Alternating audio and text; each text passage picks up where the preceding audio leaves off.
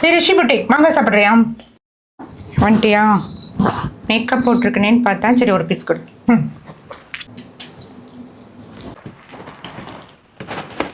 ஏய் என்னது? என்னாச்சு? ப்ரீமியம் காஞ்சி சில்க் இப்போ இந்த ப்ரைஸ் போட்டிருக்கேன். இந்த சாரி ரெடி பண்ணுறதுக்கே இந்த ப்ரைஸ் வராது. ப்ரீமியம் காஞ்சி சில்க்கு நான் எங்கே மென்ஷன் பண்ணியிருக்கேன்? இதை பார்த்தாலே தெரியுது. பார்த்தா ப்ரீமியம் காஞ்சி சில்க் மாதிரி இருக்கா? அப்படி சொல்லு. நம்ம லோகோ என்ன சொல்லு? You dream it we weave it. அதுதான் பண்ணியிருக்கேன். ஒரு கஸ்டமரோட ட்ரீம் இது.